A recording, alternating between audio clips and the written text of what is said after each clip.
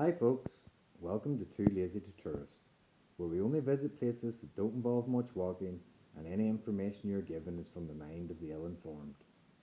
We'll only visit spots within 100 steps of the car, if we visit them at all, but I ain't counting, so you'll take what you can get. Today, we're at the Freemasons' appendage, which is known locally as the Ross Monument, and was built in honour of some ancient military man named General Robert Ross, and placed just outside the village of Rostrevor. Yet again, this is a monument which highlights our collective lack of creativity when it comes to naming things. The Freemasons' appendage has been called such by me, and it was paid for by the Freemasonic gentry of County Down, and is in the style of an obelisk, which to them represents many things, among which is the Egyptian god Osiris's penis, which had been dismembered, lost, and then rebuilt by his wife and sister, Isis. It might sound like a complicated tale, but it is easily understandable if you've ever lived in the sticks and been married to your cousin or mother or something. This has led to a long-standing tradition which has existed in these parts for the last 2 years, where men meet in the village green to play their fiddles together to ensure everything is in good working order. I believe it is called the Fiddler's Green Festival and is a popular annual event. There are even ways of helping you with your fiddling method. For those of you who don't know, the Freemasons are a secret society who work behind the scenes to shape society into the future they desire.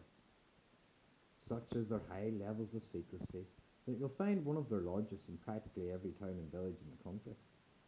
They even have a nice symbol above the door so you can identify the building.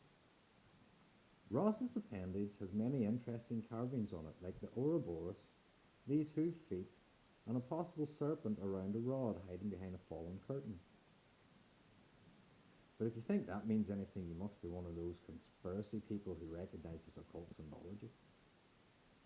About a mile down the road, you'll find the beautiful Cabroni Forest, with its acres of green manicured fields and trees, part of which is a traditional old oak forest like the type typically found in the African savannas. Kilbrony is probably the main tourist spot around here, and it sees people visiting from such faraway places like Kilkeel, Annalong, or Hilltown. 100 steps in Kilbrony will have you looking at the same fields and trees you would see from the car, so walking there isn't really necessary. For us lazies, that is. For the rest of you common tourist types, that's all there is to do. Unless a world-class mountain bike trail is your thing.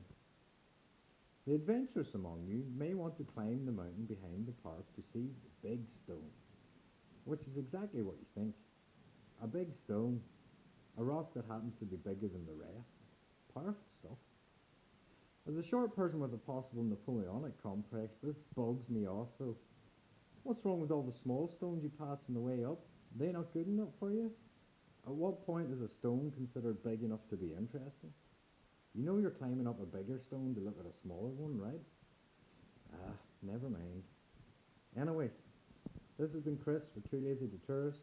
Maybe I'll see you at the next stop.